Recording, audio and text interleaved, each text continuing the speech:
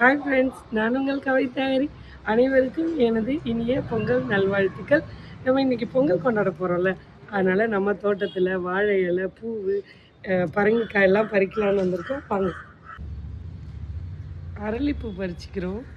ஏன்னா நிறைய பூத்துருக்கு. இங்கே பாருங்கள், அது என்ன தான் நம்ம சூப்பராக பூலாம் வெளியே வாங்கினாலும் நம்ம தோட்டத்தில் பறிக்கும்போது ஒரு சந்தோஷம்தான்.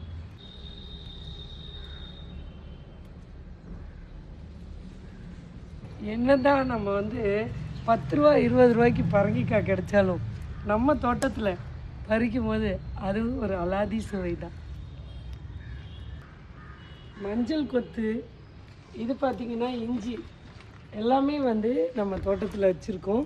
இதையும் நம்ம பிடுங்கி தான் இது பண்ண போகிறோம்.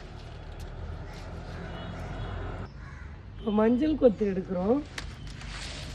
இதை பாருங்கள், அது மஞ்சள் பறிச்சாச்சு. கனகாமரம் பூ கூட எவ்வளோ சூப்பராக இருக்குது பாருங்கள். நிறையவே பூத்துருக்கு, ஆனால் நம்ம வைக்க மாட்டோம். அதுதான் வாழை இலை, தேங்காய் எல்லாமே இன்றைக்கி நம்ம தோட்டம் தான்.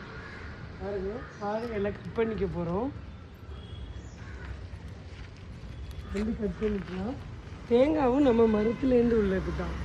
அதை உரித்து வச்சுருக்கேன். அடுத்து ஃப்ரெஷ்ஷாக கருவேப்பிலை.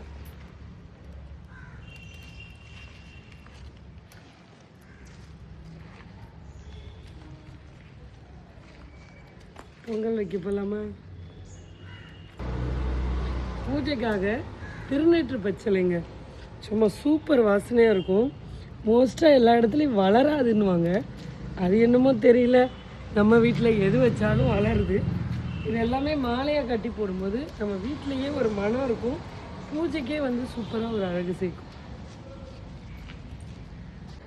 என்ன தான் வசதியாக இருந்தாலும் பழப்பழம், இப்போ நம்ம பழப்பழன்னு வெங்கலத்தில் சில்வர்லலாம் பானையில் பொங்கல் வச்சாலும் எனக்கு இந்த பானையில் மஞ்சள் தடவி அதில் கோலம் போட்டு கழுத்தில் மஞ்சள்லாம் கட்டி பொங்கல் வைக்கிற சுகமே தனிங்க.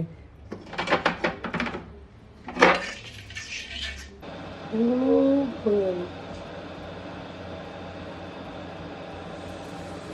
பொங்கலும் பொங்கல், பொங்கலும் பொங்கல், பொங்கலும் பொங்கல்.